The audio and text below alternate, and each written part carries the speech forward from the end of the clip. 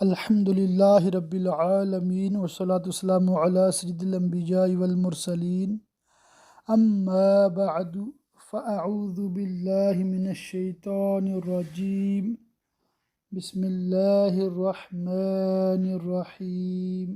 سبق number 83 part 1 تفسیر خزائن العرفان پارہ 21واں سورۃ الروم آیت نمبر 41 سے ترجمہ کنز الایمان اور اس کے ساتھ تفسیر خزائن العرفان ملا کر انشاءاللہ تعالی پڑھنے کی سعادت پاؤں گا۔ آپ انتہائی توجہ کے ساتھ خوب کان لگا کر سماعت کیجئے، سمجھیے، ضرورتاً 2 3 4 11 12 بار بھی سننا پڑے سنیے، اور جہاں سے سمجھ نہ آئے تو پوچھئے، اور پھر اپنا جو خلاصہ اس کا ہے کہ آج کے سبق سے آپ نے کیا سیکھا 3-4 لائنوں میں لکھ کر یا 1-2 منٹ میں بول کر مجھے ضرور مطلع فرمائیں، ضرور بتایا کریں اور ضرور حاضری لگوایا کریں۔ چمکی خرابی خشکی اور تری میں، شرک و معاصی کے سبب سے قحط اور امساک باراں یعنی بارش کا رک جانا اور قلت پیداوار اور کھیتیوں کی خرابی اور تجارتوں کے نقصان اور آدمیوں اور جانوروں میں موت اور کثرت آتش زدگی اور غرق اور ہر شے میں بے برکتی، ان برائیوں سے جو لوگوں کے ہاتھوں نے کمائیں تاکہ انہیں ان کے بعض کوتکوں یعنی برے کاموں کا مزہ چکھائے، کہیں وہ باز آئیں کفر و معاصی سے اور تائب ہوں۔ تم فرماؤ زمین میں چل کر دیکھو کیسا انجام ہوا اگلوں کا، ان میں بہت مشرک تھے، اپنے شرک کے باعث ہلاک کیے گئے، ان کے منازل اور مساکن ویران پڑے ہیں، انہیں دیکھ کر عبرت حاصل کرو۔ تو اپنا منہ سیدھا کر عبادت کے لیے یعنی دین اسلام پر مضبوطی کے ساتھ قائم رہو، قبل اس کے کہ وہ دن آئے جسے اللہ کی طرف سے ٹلنا نہیں، یعنی روز قیامت۔ اس دن الگ پھٹ جائیں گے یعنی حساب کے بعد متفرق ہو جائیں گے، جنتی جنت کی طرف جائیں گے اور دوزخی دوزخ کی طرف۔ جو کفر کرے اس کے کفر کا وبال اسی پر، اور جو اچھا کام کریں وہ اپنے ہی لیے تیاری کر رہے ہیں کہ منازل جنت میں راحت و آرام پائیں، تاکہ صلہ دے اور ثواب عطا فرمائے اللہ تعالی انہیں جو ایمان لائے اور اچھے کام کیے اپنے فضل سے۔ بے شک وہ کافروں کو دوست نہیں رکھتا، اور اس کی نشانیوں سے ہے کہ ہوائیں بھیجتا ہے مژدہ سناتی بارش اور کثرت پیداوار کا، اور اس لیے کہ تمہیں اپنی رحمت کا ذائقہ دے، اور اس لیے کہ کشتی دریا میں ان ہواؤں سے اس کے حکم سے چلے، اور اس لیے کہ اس کا فضل تلاش کرو یعنی دریائی تجارتوں سے کسب معاش کرو، اور اس لیے کہ تم حق مانو ان نعمتوں کا اور اللہ کی توحید قبول کرو۔ اور بے شک ہم نے تم سے پہلے کتنے رسول ان کی قوم کی طرف بھیجے تو وہ ان کے پاس کھلی نشانیاں لائے، جو ان رسولوں کے صدق رسالت پر دلیل واضح تھیں، تو اس قوم میں سے بعض ایمان لائے اور بعض نے کفر کیا۔ پھر ہم نے مجرموں سے بدلہ لیا کہ دنیا میں انہیں عذاب کر کے ہلاک کر دیا، اور ہمارے ذمہ کرم پر ہے مسلمانوں کی مدد فرمانا، یعنی انہیں نجات دینا اور کافروں کو ہلاک کرنا۔ اس میں نبی کریم صلی اللہ تعالی علیہ وسلم کو آخرت کی کامیابی اور اعداء پر فتح و نصرت کی بشارت دی گئی ہے۔ ترمذی کی حدیث میں ہے جو مسلمان اپنے بھائی کی آبرو بچائے گا اللہ تعالیٰ اسے روز قیامت جہنم کی آگ سے بچائے گا۔ یہ فرما کر سید عالم صلی اللہ تعالی علیہ وسلم نے یہ آیت تلاوت فرمائی، کان حقا علینا نصر المؤمنین۔ اس کا مطلب ہے اور ہمارے ذمہ کرم پر ہے مسلمانوں کی مدد فرمانا۔ اللہ ہے کہ بھیجتا ہے ہوائیں کہ ابھارتی ہیں بادل، پھر اسے پھیلا دیتا ہے آسمان میں جیسا چاہے، قلیل یا کثیر، اور اسے پارا پارا کرتا ہے۔ یعنی کبھی تو اللہ تعالیٰ ابر محیط بھیجتا ہے جس سے آسمان گھرا معلوم ہوتا ہے، اور کبھی متفرق ٹکڑے علیحدہ علیحدہ، تو دیکھے کہ اس کے بیچ میں سے می نکل رہا ہے۔ پھر جب اسے پہنچاتا ہے، یعنی می کو اپنے بندوں میں جس کی طرف چاہے، جبھی وہ خوشیاں مناتے ہیں۔ اگرچہ اس کے اتارنے سے پہلے آس توڑے ہوئے تھے، تو اللہ کی رحمت کے اثر دیکھو، یعنی بارش کے اثر جو اس پر مرتب ہوتے ہیں کہ بارش زمین کو سیراب کرتی ہے، اس سے سبزہ نکلتا ہے، سبزے سے پھل پیدا ہوتے ہیں، پھلوں میں غذائیت ہوتی ہے، اور اس سے جانداروں کے اجسام کے قوام کو مدد پہنچتی ہے۔ اور یہ دیکھو کہ اللہ تعالیٰ یہ سبزے اور پھل پیدا کر کے کیوں کر زمین کو جلاتا یعنی سرسبز کرتا ہے، اور اس کے مرے پیچھے زمین کو جلاتا یعنی سرسبز کرتا ہے اس کے مرے پیچھے، اور خشک میدان کو سبزہ زار بنا دیتا ہے، جس کی یہ قدرت ہے۔ بے شک وہ مردوں کو زندہ کرے گا اور وہ سب کچھ کر سکتا ہے۔ اور اگر ہم کوئی ہوا بھیجیں ایسی جو کھیتی اور سبزے کے لیے مضر ہو، جس سے وہ کھیتی کو زرد دیکھیں بعد اس کے کہ وہ سرسبز و شاداب تھی، تو ضرور اس کے بعد ناشکری کرنے لگیں، یعنی کھیتی زرد ہونے کے بعد ناشکری کرنے لگیں اور پہلی نعمت سے بھی مکر جائیں۔ معنی یہ ہے کہ ان لوگوں کی حالت یہ ہے کہ جب انہیں رحمت پہنچتی ہے، رزق ملتا ہے، خوش ہو جاتے ہیں، اور جب کوئی سختی آتی ہے، کھیتی خراب ہوتی ہے، تو پہلی نعمتوں سے بھی مکر جاتے ہیں۔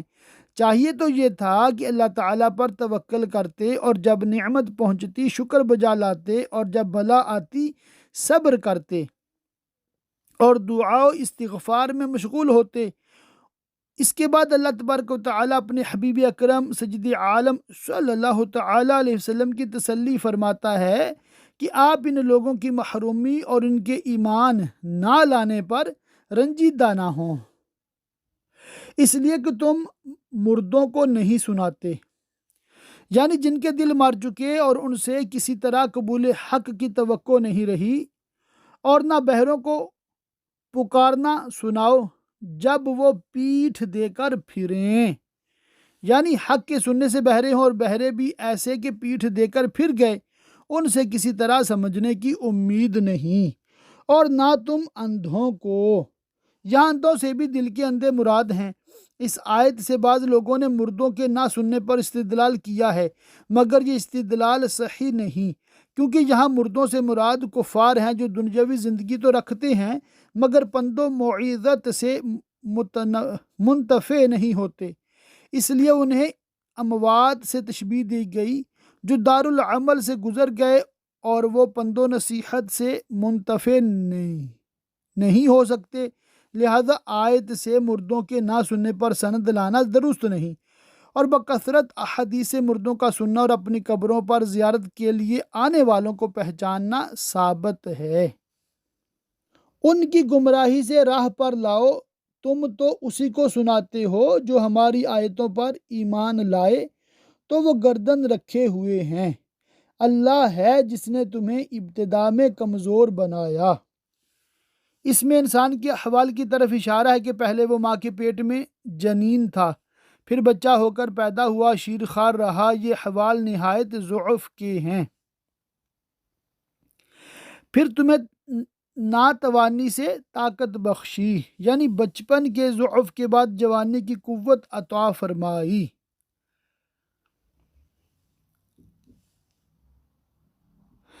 پھر قوت کے بعد یعنی جوانی کی قوت کے بعد کمزوری اور بڑھاپا دیا،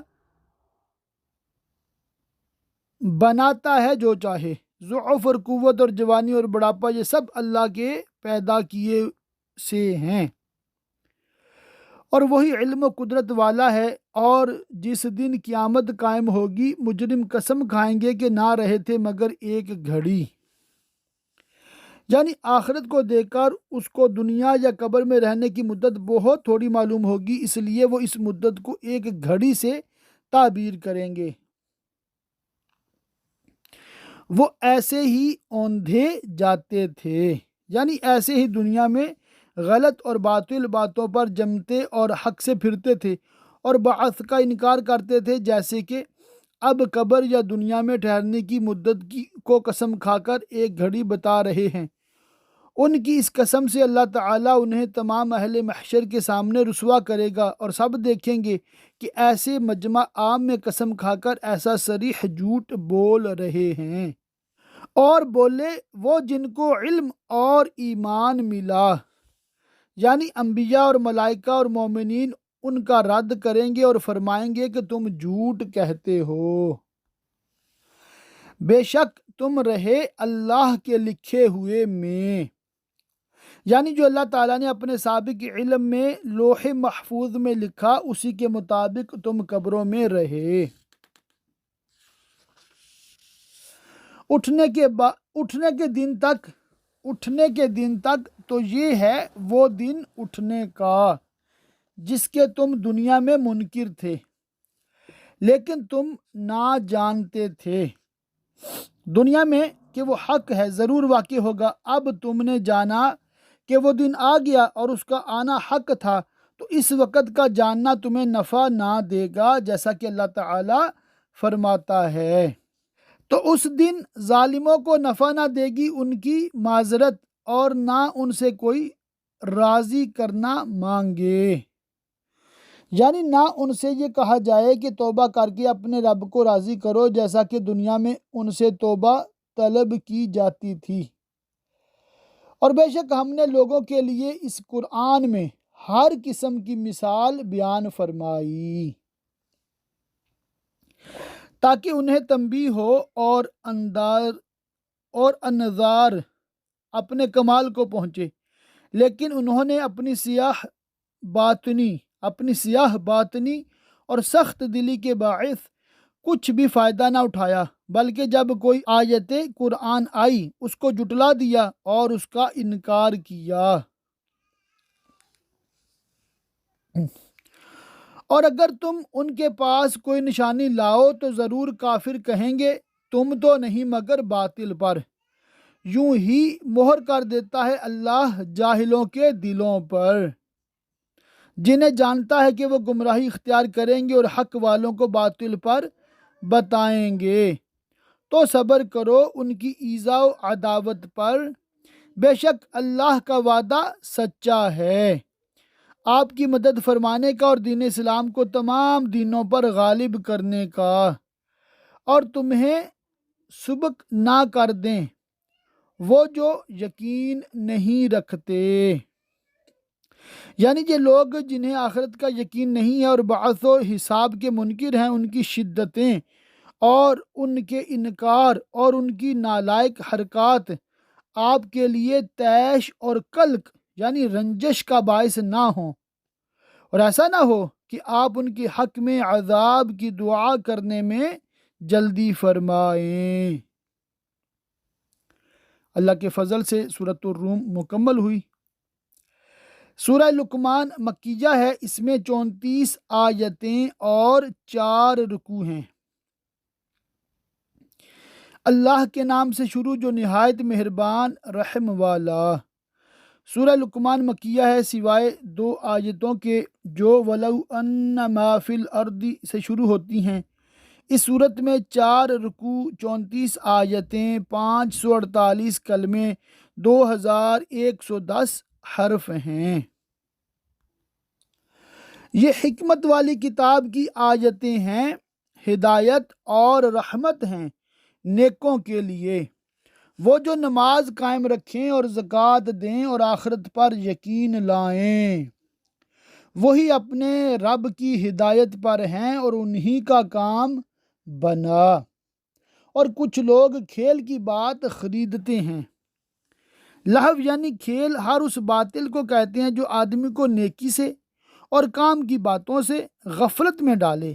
کہانیاں، افسانے اسی میں داخل ہیں۔ شان نزول: یہ آیت نضر بن حارث بن کلدہ کے حق میں نازل ہوئی، جو تجارت کے سلسلہ میں دوسرے ملکوں میں سفر کیا کرتا تھا۔ اس نے عجمیوں کی کتابیں خریدیں جن میں قصے کہانیاں تھیں۔ وہ قریش کو سناتا اور کہتا کہ سید کائنات محمد مصطفیٰ صلی اللہ تعالی علیہ وسلم تمہیں عاد و سمود کے واقعات سناتے ہیں، اور میں رستم، اسفند یار اور شاہان فارس کی کہانیاں سناتا ہوں۔ کچھ لوگ ان کہانیوں میں مشغول ہو گئے اور قرآن پاک سننے سے رہ گئے۔ اس پر یہ آیت نازل ہوئی کہ اللہ کی راہ سے بہکا دیں بے سمجھے، یعنی براہ جہالت لوگوں کو اسلام میں داخل ہونے اور قرآن کریم سننے سے روکیں اور آیات الہیہ کے ساتھ تمسخر کریں اور اسے ہنسی بنا لیں۔ ان کے لیے ذلت کا عذاب ہے، اور جب اس پر ہماری آیتیں پڑھی جائیں تو تکبر کرتا ہوا پھرے اور ان کی طرف التفات نہ کرے، جیسے انہیں سنا ہی نہیں، جیسے اس کے کانوں میں ٹینٹ یعنی روئی ہے اور وہ بہرا ہے۔ تو اسے دردناک عذاب کا مژدہ دو۔ بے شک جو ایمان لائے اور اچھے کام کیے ان کے لیے چین کے باغ ہیں، ہمیشہ ان میں رہیں گے۔ اللہ کا وعدہ ہے سچا، اور وہی عزت و حکمت والا ہے۔ اس نے آسمان بنائے بے ایسے ستونوں کے جو تمہیں نظر آئیں، یعنی کوئی ستون نہیں ہے، تمہاری نظر خود اس کی شاہد ہے۔ اور زمین میں ڈالے لنگر بلند پہاڑوں کے کہ تمہیں لے کر نہ کانپے، اور اس میں ہر قسم کے جانور پھیلائے، اور ہم نے آسمان سے پانی اتارا، اپنے فضل سے بارش کی، تو زمین میں ہر نفیس جوڑا اگایا، عمدہ اقسام کے نباتات پیدا کیے۔ یہ تو اللہ کا بنایا ہوا ہے جو تم دیکھ رہے ہو۔ مجھے وہ دکھاؤ اے مشرکو جو اس کے سوا اوروں نے بنایا، یعنی بتوں نے جنہیں تم مستحق عبادت قرار دیتے ہو، بلکہ ظالم کھلی گمراہی میں ہیں۔ اور بے شک ہم نے لقمان کو حکمت عطا فرمائی۔ محمد بن اسحاق نے کہا کہ لقمان کا نسب یہ ہے، لقمان بن باعور بن ناحور بن تارخ۔ وہب کا قول ہے کہ حضرت لقمان حضرت ایوب علیہ السلام کے بھانجے تھے۔ مقاتل نے کہا کہ حضرت ایوب علیہ السلام کی خالہ کے فرزند تھے۔ وقدی نے کہا کہ بنی اسرائیل میں قاضی تھے، اور یہ بھی کہا گیا ہے کہ آپ 1000 سال زندہ رہے اور حضرت داؤد علیہ السلام کا زمانہ پایا اور ان سے علم اخذ کیا، اور ان کے زمانہ میں فتویٰ دینا ترک کر دیا، اگرچہ پہلے سے فتویٰ دیتے تھے۔ آپ کی نبوت میں اختلاف ہے، اکثر علماء اسی طرف ہیں کہ آپ حکیم تھے، نبی نہ تھے۔ حکمت عقل و فہم کو کہتے ہیں، اور کہا گیا ہے کہ حکمت وہ علم ہے جس کے مطابق عمل کیا جائے۔ بعض نے کہا کہ حکمت معرفت اور اصابت فی الامور کو کہتے ہیں، اور یہ بھی کہا گیا ہے کہ حکمت ایسی شے ہے کہ اللہ تعالیٰ اس کو جس کے دل میں رکھتا ہے اس کے دل کو روشن کر دیتی ہے۔ کہ اللہ کا شکر کر اس نعمت پر کہ اللہ تعالیٰ نے حکمت عطا کی، اور جو شکر کرے وہ اپنے بھلے کو شکر کرتا ہے، کیونکہ شکر سے نعمت زیادہ ہوتی ہے اور ثواب ملتا ہے، اور جو ناشکری کرے تو بے شک اللہ بے پرواہ ہے، سب خوبیوں سراہا۔ اور یاد کرو جب لقمان نے اپنے بیٹے سے کہا اور وہ نصیحت کرتا تھا۔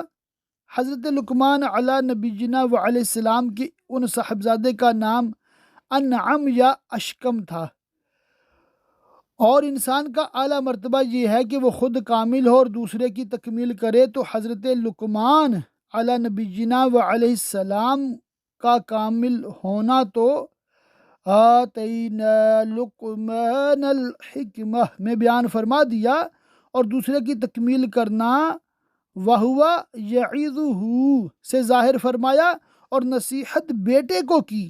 اس سے معلوم ہوا کہ نصیحت میں گھر والوں اور قریب تر لوگوں کو مقدم کرنا چاہیے، اور نصیحت کی ابتدا منع شرک سے فرمائی۔ اس سے معلوم ہوا کہ یہ نہایت اہم ہے۔ اے میرے بیٹے، اللہ کا کسی کو شریک نہ کرنا، بے شک شرک بڑا ظلم ہے، کیونکہ اس میں غیر مستحق عبادت کو مستحق عبادت کے برابر قرار دینا ہے، اور عبادت کو اس کے محل کے خلاف رکھنا، یہ دونوں باتیں ظلم عظیم ہیں۔ اور ہم نے آدمی کو اس کے ماں باپ کے بارے میں تاکید فرمائی کہ ان کا فرما بردار رہے اور ان کے ساتھ نیک سلوک کرے، جیسا کہ اسی آیت میں آگے ارشاد ہے۔ اس کی ماں نے اسے پیٹ میں رکھا، کمزوری پر کمزوری جھیلتی ہوئی، یعنی اس کا ضعف دم بدم ترقی پر ہوتا ہے۔ جتنا حمل بڑھتا جاتا ہے بار زیادہ ہوتا ہے اور ضعف ترقی کرتا ہے۔ عورت کو حاملہ ہونے کے بعد ضعف اور تعب اور مشقتیں پہنچتی رہتی ہیں۔ حمل خود ضعیف کرنے والا ہے، درد ذہ ضعف پر ضعف ہے، اور وضع یعنی بچہ جننا اس پر اور مزید شدت ہے۔ دودھ پلانا ان سب پر مزید برآں ہے۔ اور اس کا دودھ چھوٹنا 2 برس میں ہے، یہ کہ حق مان میرا اور اپنے ماں باپ کا۔ یہ وہ تاکید ہے جس کا ذکر اوپر فرمایا تھا۔ سفیان بن عیینہ نے اس آیت کی تفسیر میں فرمایا کہ جس نے 5 گانا نمازیں ادا کیں وہ اللہ تعالیٰ کا شکر بجا لایا، اور جس نے 5 گانا نمازوں کے بعد والدین کے لیے دعائیں کی اس نے والدین کی شکر گزاری کی۔ آخر مجھے تک آنا ہے، اور اگر وہ دونوں تجھ سے کوشش کرے کہ میرا شریک ٹھہرائے ایسی چیز کو جس کا تجھے علم نہیں، یعنی علم سے تو کسی کو میرا شریک ٹھہرا ہی نہیں سکتے کیونکہ میرا شریک محال ہے، ہو ہی نہیں سکتا۔ اب جو کوئی بھی کہے گا تو بے علمی ہی سے کسی چیز کے شریک ٹھہرانے کو کہے گا۔ ایسا اگر ماں باپ بھی کہیں تو ان کا کہنا نامان ہے۔ نخعی نے کہا کہ والدین کی طاعت واجب ہے، لیکن اگر وہ شرک کا حکم کرے تو ان کی طاعت نہ کر، کیونکہ خالق کی نافرمانی کرنے میں کسی مخلوق کی طاعت روا نہیں۔ اور دنیا میں اچھی طرح ان کا ساتھ دے، حسن اخلاق اور حسن سلوک اور احسان و تحمل کے ساتھ، اور اس کی راہ چل جو میری طرف رجوع لایا، یعنی نبی کریم صلی اللہ تعالی علیہ وسلم اور آپ کے صحاب کی راہ۔ اسی کو مذہب سنت و جماعت کہتے ہیں۔ پھر میری ہی طرف تمہیں پھر آنا ہے تو میں بتا دوں گا جو تم کرتے تھے، تمہارے اعمال کی جزا دے کر۔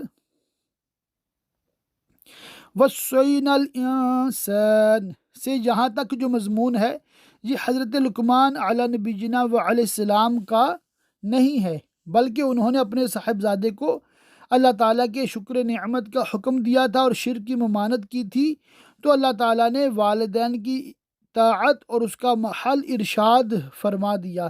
اس کے بعد پھر حضرت لقمان علی نبینا و علیہ السلام کا مقولہ ذکر کیا جاتا ہے کہ انہوں نے اپنے فرزند سے فرمایا،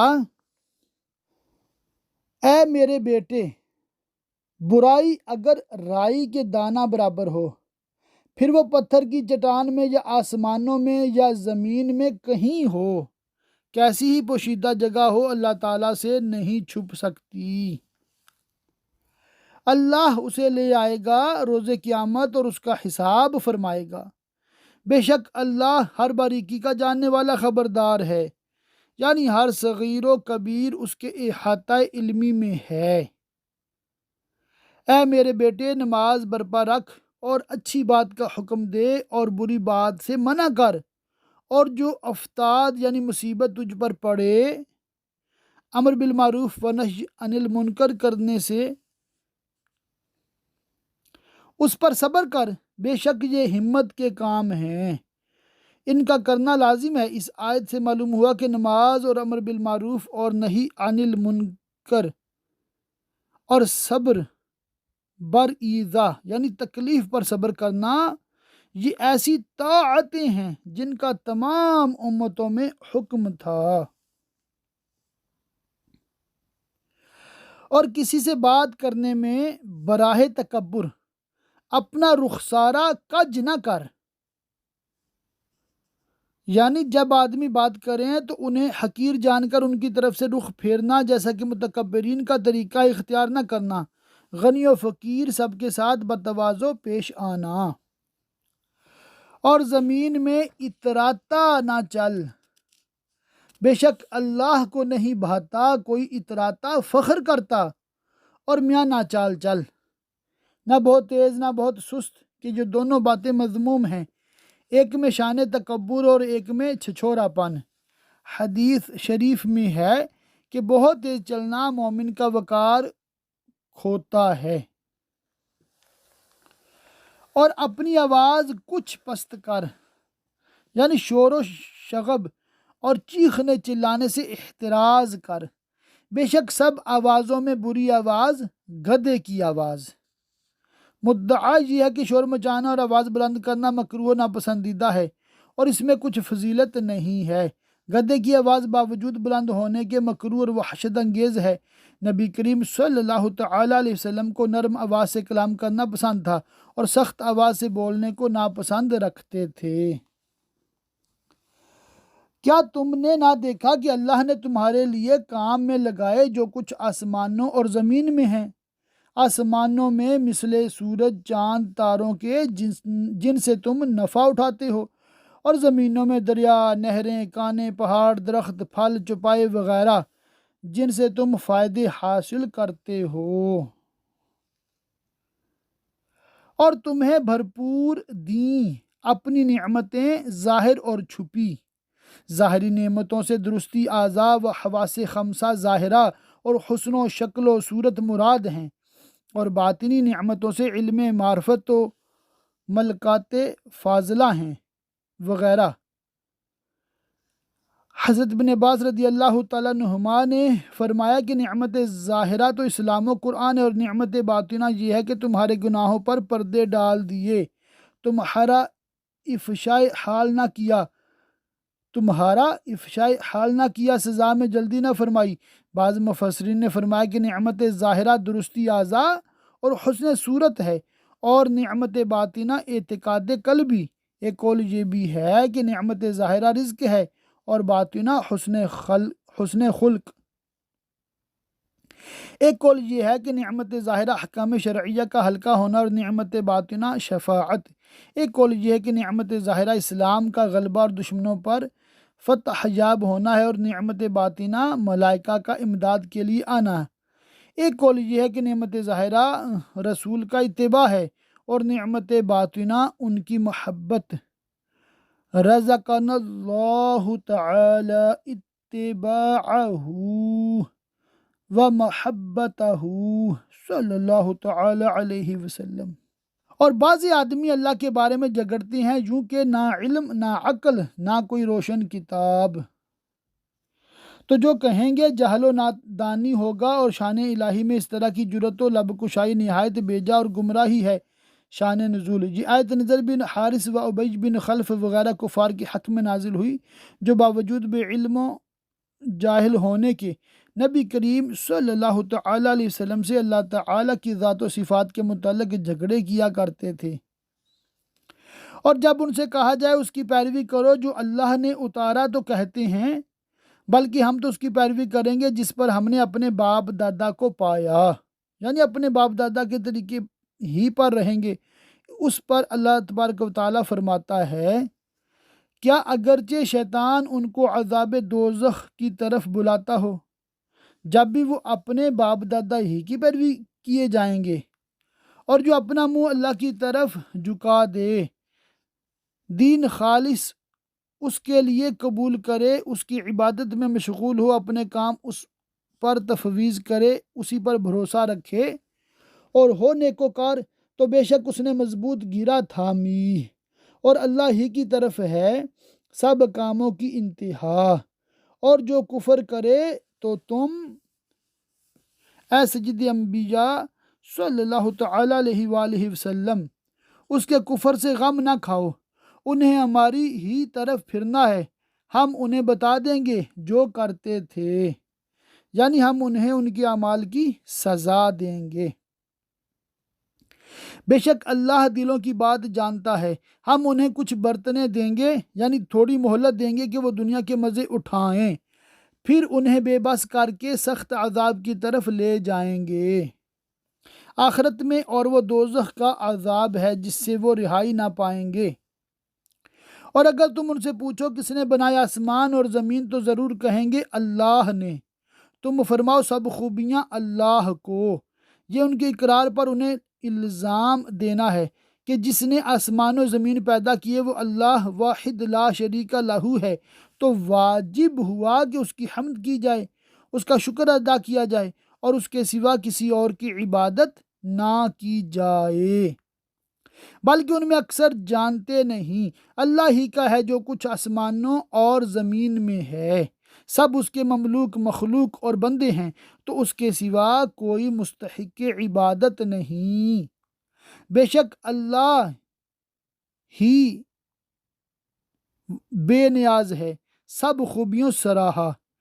اور اگر زمین میں جتنے پیڑ ہیں سب کلمے ہو جائیں اور سمندر اس کی سیاہی ہو، اس کے پیچھے 7 سمندر اور ساری خلق اللہ تعالیٰ کے کلمات کو لکھے اور وہ تمام کلم اور ان تمام سمندروں کی سیاہی ختم ہو جائے، تو اللہ کی باتیں ختم نہ ہوں گی، کیونکہ معلومات الہیہ غیر متناہی ہے۔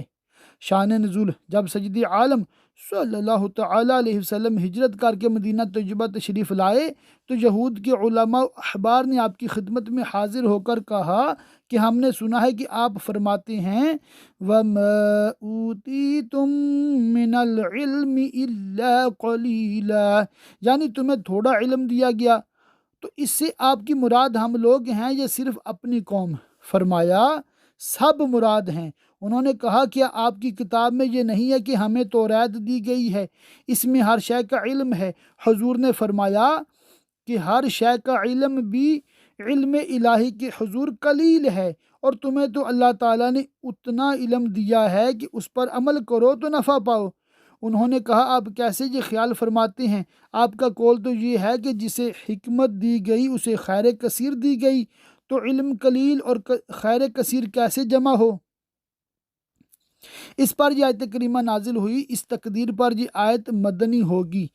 ایک قول یہ بھی ہے کہ یہود نے قریش سے کہا تھا کہ مکہ میں جا کر رسول کریم صلی اللہ تعالیٰ علیہ وسلم سے اس طرح کا کلام کریں۔ ایک قول یہ ہے کہ مشرکین نے یہ کہا تھا کہ قرآن اور جو کچھ محمد مصطفیٰ صلی اللہ تعالیٰ علیہ وآلہ وسلم لاتے ہیں یہ عنقریب تمام ہو جائے گا، پھر قصہ ختم۔ اس پر اللہ تعالیٰ نے یہ آیت نازل فرمائی بے شک اللہ عزت و حکمت والا ہے، تم سب کا پیدا کرنا اور قیامت میں اٹھانا ایسا ہی ہے جیسا ایک جان کا۔ اللہ پر کچھ دشوار نہیں، اس کی قدرت یہ ہے کہ ایک کن سے سب کو پیدا کر دے۔ بے شک اللہ سنتا دیکھتا ہے۔ اے سننے والے، کیا تو نے نہ دیکھا کہ اللہ رات لاتا ہے دن کے حصے میں اور دن کرتا ہے رات کے حصے میں، یعنی ایک کو گھٹا کر دوسرے کو بڑھا کر، اور جو وقت ایک میں سے گھٹاتا ہے دوسرے میں بڑھا دیتا ہے۔ اور اس نے سورج اور چاند کام میں لگائے بندوں کے نفع کے لیے، ہر ایک مقرر میعاد تک چلتا ہے، یعنی روز قیامت تک یا اپنے اپنے اوقات معینہ تک، سورج آخر سال تک اور چاند آخر ماہ تک۔ اور یہ کہ اللہ تمہارے کاموں سے خبردار ہے، یہ اس لیے کہ اللہ ہی حق ہے، وہی ان اشیاء مذکورہ پر قادر ہے، تو وہی مستحق عبادت ہے، اور اس کے سوا جن کو پوجتے ہیں سب باطل ہیں، فنا ہونے والے ان میں سے کوئی مستحق عبادت نہیں ہو سکتا، اور اس لیے کہ اللہ ہی بلند بڑائی والا ہے۔ اللہ تعالیٰ کی پاک بارگاہ میں دعا کہ اللہ پاک ہمیں خوب علم دین سیکھنے، سمجھنے، یاد رکھنے، عمل کرنے اور دوسروں تک پہنچاتے رہنے کی توفیق رفیق مرحمت فرمائے، آمین بجاہ النبی الامین وصلی اللہ تعالی علیہ وآلہ وصحبہ وبارک وسلم۔